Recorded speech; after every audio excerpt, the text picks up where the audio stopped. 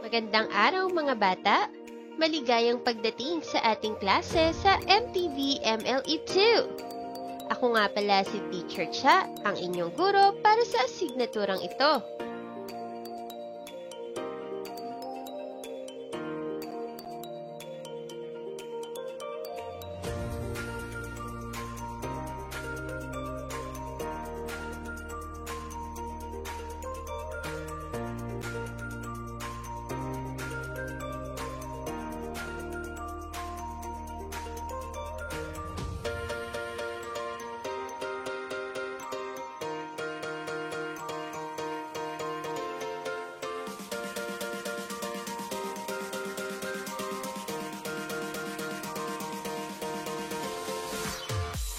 Handa na ba kayo para sa ating aralin ngayong araw?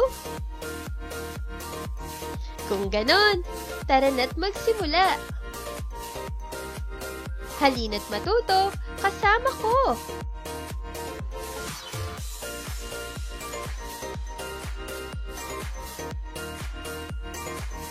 Bago tayo tuluyang magsimula, subukan nating gawin ang ating Module 19. Alam kong kayang-kaya mo ito. Handa ka na? Tara!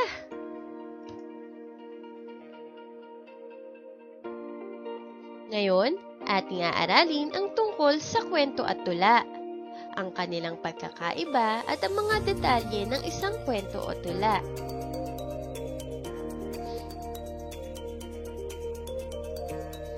Tara! Halina't sabayan niyo akong basahin ang mga sumusunod na akda.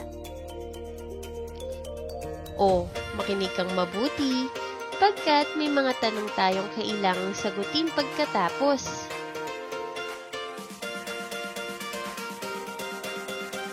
COVID-19, tulang akda ni Desiree D. Alayon. Buong mundo ay biglang nagulat sa pandemyang mabilis na kumalat. Biktima nito ay walang pinipili, matanda man o batang munti. Lahat ay dapat na mag-ingat. Sa daan ay huwag kakalat-kalat.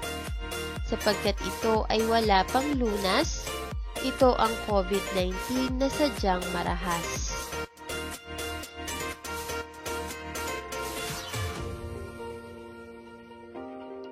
Sagutin natin ngayon ang mga tanong na ito. Panuto, sagutin ang mga tanong tungkol sa tulang binasa. Isulat sapat lang ang iyong sagot. Unang bilang, ano ay kinagulat ng buong mundo ayon sa tula?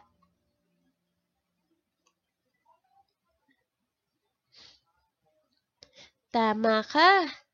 Ikinagulat ng mundo ang pandemyang mabilis na kumalat. Ikalawang bilang, tungkol saan ang tulang iyong binasa?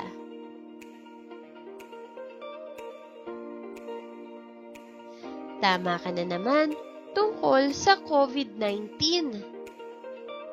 Bilang 3, paano inilarawan ang COVID-19 sa tula?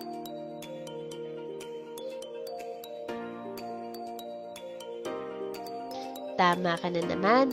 Ayon sa tula, ang COVID-19 ay marahas. Bilang 4, sino-sino ang dapat mag-ingat sa pandemyang COVID-19?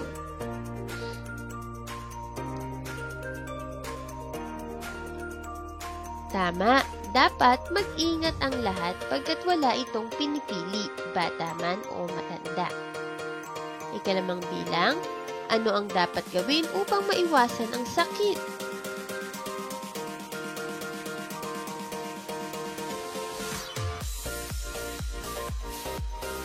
Tama, ayon sa tula, iwasan ng paglabas ng bahay, lalo na kung hindi naman mahalaga ang ating lakad. Ang galing ng sumagot!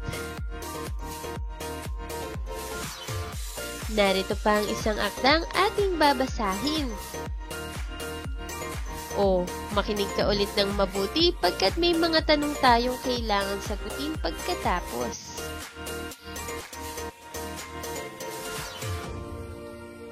Si Marco, ang batang masunurin.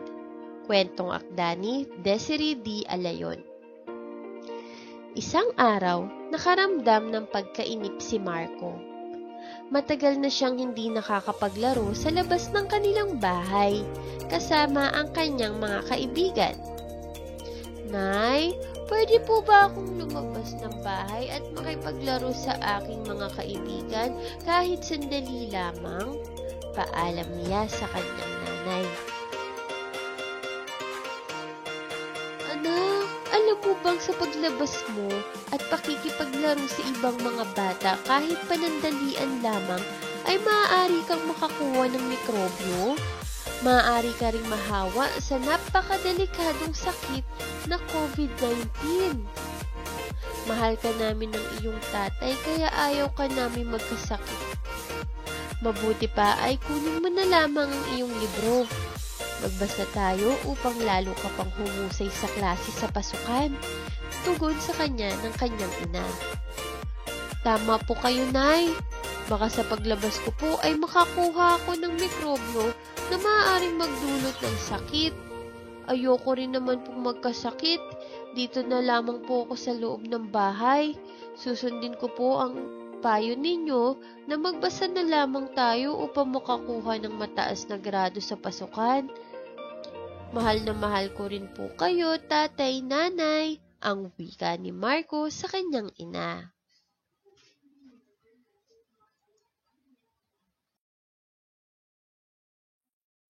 Ngayon, sagutin natin. Panuto, sagutin ang mga tanong tungkol sa kwentong binasa. Isulat sa patlang ang iyong sagot. Para sa unang bilang, sino-sino ang mga tauhan sa kwento?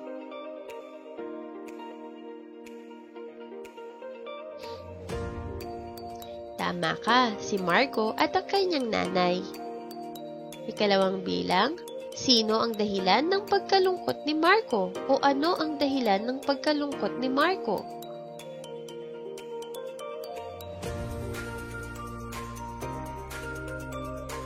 Tama ka ulit, dahil matagal na siyang hindi nakakapaglaro sa labas. Ikatlong bilang, bakit hindi pinayagan si Marco ng kanyang nanay na lumabas ng bahay?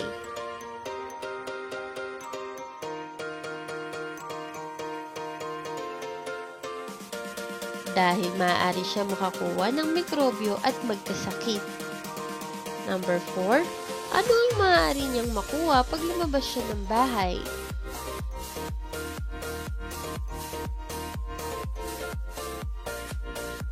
Mikrobyo at sakit na COVID-19. Ikalamang bilang, kung ikaw si Marco, susundin mo rin ba ang payo ng iyong nanay? Bakit?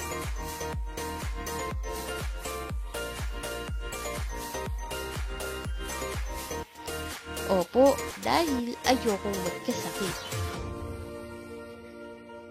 Ang gagaling niyo talaga. Ngayon, pag-aralan natin ang dalawang akdang ating binasa.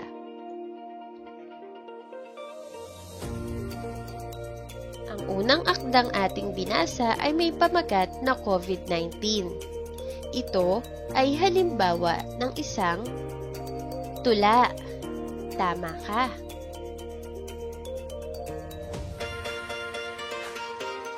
Ang sunod na ating binasa na may pamagat na si Marco ang batang masunurin ay isa namang kwento.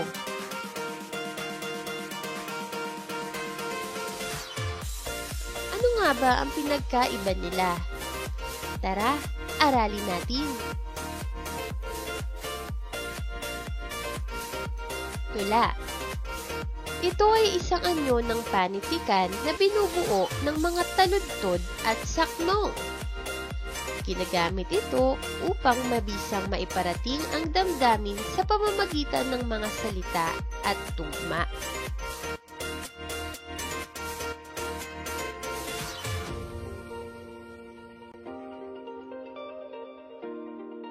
Sasabi, ang isang tula daw ay mayroong mga taludtod.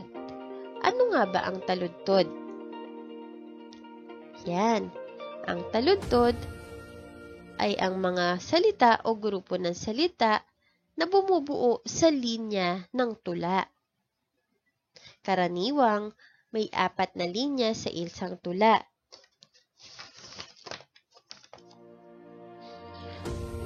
Sunod naman ay ang saknong. Ang saknong naman ay ang grupo ng mga taludtod. Kung mapapansin natin, ang tulang ito ay may 2 saknong. Sukat. Ang tula ay mayroong ding sukat.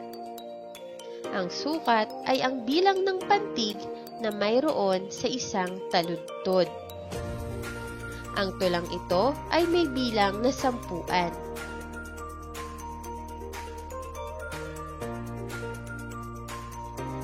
Sunod naman ay ang tugma. Ang tugma naman ay ang parehong tunog na maririnig natin sa hulihan ng bawat taludtod.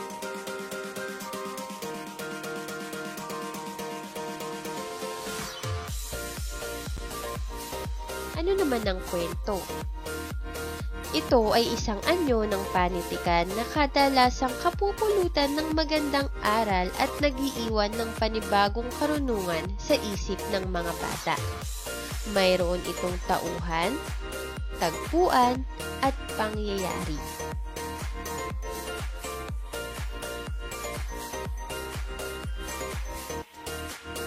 Kwento. Ang kwento ay may mga tauhan. Ang tauhan, ang mga gumaganap sa kwento. Tagpuan. Tagpuan ang lugar na pinagganapan o pinangyarihan sa kwento. Pangyayari, ito naman ang tawag sa mga kaganapan na nangyari sa kwento. Ang tauhan ay sumasagot sa tanong na sino. Tagpuan, saan? Pangyayari, ano?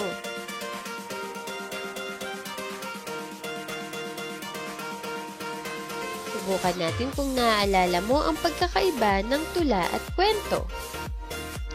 Sagutin natin ang tayahin sa pahina 8. Ang panuto, basahin ang sumusunod na salita. Isulat kung saan angkop na pangkat ang bawat isa. I-comment mo ang iyong sagot ha. Dito ang hanay ng tula at sa kabila naman ang hanay ng kwento. Tugma. Saan natin makikita ang tugma? Ito ba ay sa tula o sa kwento?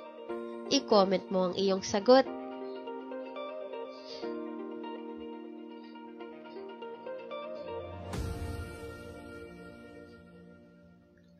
Tignan natin kung tama ka.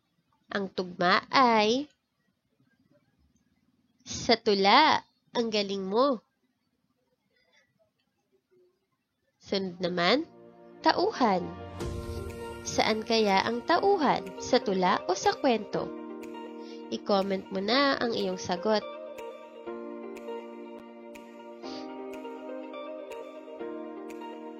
Ang tamang sagot ay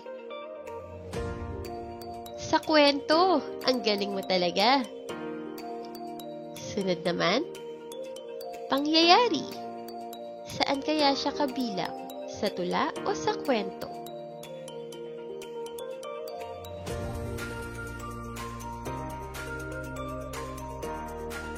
Tama ka na naman. Ito ay sa kwento. Tagpuan. Ito ba ay tula o makikita sa tula o sa kwento? I-comment mo na ang iyong sagot.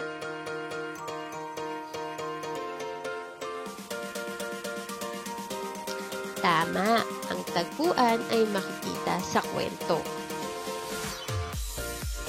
Sunod, saknong. Ito ba ay sa tula o sa kwento?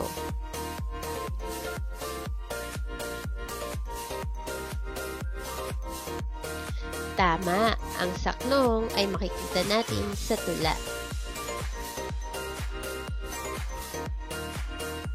Ang galing ninyo! Mahusay! Ngayon, pag-usapan naman natin ang mga mahalagang detalye sa kwento at tula.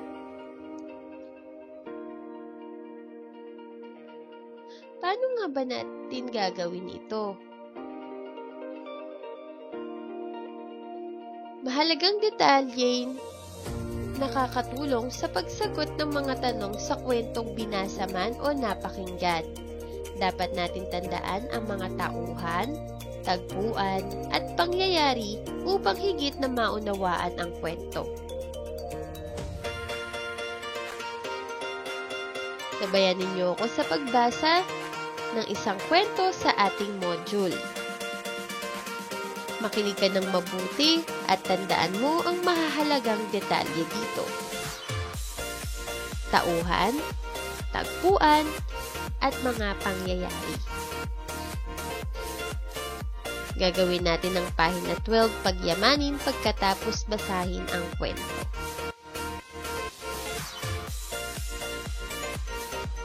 Ang paboritong lugar ni Rance, ni Ginang Jinky de la Rosa. Bata pa lamang si Rance ay lagi na siyang isinasama ng kanyang nanay at tatay sa pagsisimba. Kaya naman, nakalakihan na niya na sa tuwing linggo, bago sila mamasyal sa parke ng kanyang nanay at tatay, ay kailangan muna nilang magsimba. Kalaunan, ang simbahan na ang paboritong lugar na puntahan ni Rance. Dito kasi siya nakararamdam ng katahimikan at kapayapaan. Hindi nakukumpleto ang kanyang isang linggo kapag hindi siya nakakapunta sa simbahan upang magdasal. Hindi kakikitaan si Rance ng pagkainip sa loob ng simbahan. Sa murang edad ay kinasisiya niya ang palaging pagsisimba nilang pamilya. Mataimtim ding nagdarasal si Rance. Lagi niya ipinagpapasalamat ang pagkakaroon ng masayang pamilya. Isang araw, may sinabi siya sa kanyang nanay. "Nay, paglaki ko po, gusto ko pong maging isang pari." Nakangiting wika niya. Kinagulat man ng kanyang ina, nakangiti pa rin itong nagtanong sa kanya. "Bakit naman gusto mong maging pari, anak?" tanong ng kanyang nanay. "Gusto ko po magbasa ng mga mabuting balita ng ating Panginoon, Nay. Gusto ko po ikwento sa mga tao kung gaano siya kabuti at kadakila." Sabik na sagot ni Rance. "Magandang pangarap yang naisip mo, anak. Hayaan mo at mag-aral ka lamang at maging mabuting bata. Hindi magtatagal at mararating mo din ang iyong pangarap."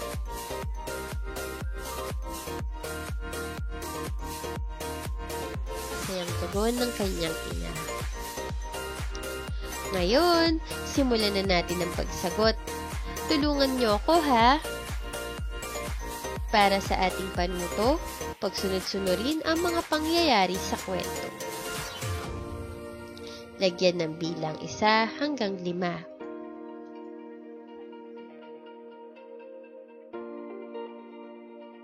Para masagot natin ng tama ang gawaing ito, kailangan nating basahin lahat ng pangyayari. Nang sa ganon, makita natin kung alin sa kanila ang unang nangyari, ikalawang nangyari, ikatlong nangyari, hanggang sa marating natin ang ikalimang pangyayari. Handa ka na? Tara, basahin na natin. Tuwing linggo, ay alam niya na kailangan muna nilang magsimba bago mamasyal. Ito ba ang unang nangyari? Hindi. Sunod, isang araw, sinabi niya sa kanyang nanay na pangarap niyang maging pari. Sa tingin mo, ito ba ang unang nangyari? Hindi rin. Pangatlo, bata pa lamang si Rance ay palagi na siyang isinasama ng kanyang mga magulang. Sa palagay mo, ito ba ang unang nangyari? Tama ka. Lalagyan natin ito ng bilang 1. Sunod naman, hanapin natin ang ikalawang nangyari sa kwento o yung ikalawang pangyayari. Basahin natin. Unang naganap o nangyari, bata pa lamang si Ranz ay palagi na siyang isinasama ng kanyang mga magulang. Alin kaya ang sumunod na pangyayari? Tuwing linggo ay alam niya na kailangan nilang magsimba bago mamasyal? Ito ba ang ikalawang nangyari?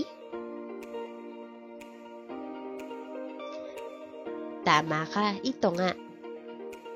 Silagyan natin ito ng bilang 2. Ngayon, hanapin naman natin ang ikatlong pangyayari. Isang araw, sinabi niya sa kanyang nanay na pangarap niyang maging pari. Ito ba ang ikatlong naganap sa kwento? Tama, hindi nga ito yun. Sunod, kalaunan ang simbahan na ang paboritong lugar ni Ranz. Sa tingin mo, ito ba ang pangatlong pangyayari? Tama ka, ito nga. So, lagyan natin ito ng bilang 3. Sunod, kailangan nating mahanap ang pang-4 na pangyayari. Isang araw, sinabi niya sa kanyang nanay na pangarap niyang maging pari. Sa tingin mo, ito ba ang ika-4 na nangyari? Tama ka, ito nga. So, lagyan natin ito ng bilang 4. At syempre, isa na lang ang naiwan. Masaya naman na ang kanyang ina sa kanyang sinabi at pinayuhan siyang matutupad ang kanyang pangarap kung siya ay mag-aaral mabuti at magiging mabuting bata. So, lagyan natin ito ng bilang 5. Tingnan natin kung tama ang ating ginawa. Basahin natin yung ginawa nating basahin natin ang pagkakasunod-sunod ng kwento mula 1 hanggang 5. Una, bata pa lamang si Ranz ay palagi na siyang isinasama ng kanyang mga magulang. Ikalawa, tuwing linggo ay alam niya na kailangan muna nila magsimba bago mamasyal. Ikatlo, kalaunan, ang simbahan na ang paboritong lugar ni Ranz. Ika-4, isang araw, sinabi niya sa kanyang nanay na pangarap niyang maging pari. Panghuli, masaya naman na ang kanyang ina sa kanyang sinabi at pinayuhan siya na matutupad ang kanyang pangarap kung siya ay mag-aaral mabuti at magiging mabuting bata. Ayan, nagawa natin!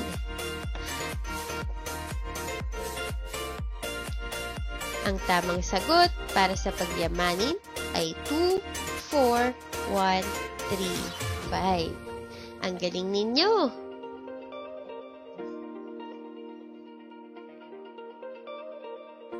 Mahusay! Maraming salamat! Sana'y nagustuhan mo ang leksyon natin sa araw na ito. Makinig sa panuto ng guro para sa gawain sa araw na ito. Muli, ako si Teacher Cha, ang iyong guro sa MTB MLE.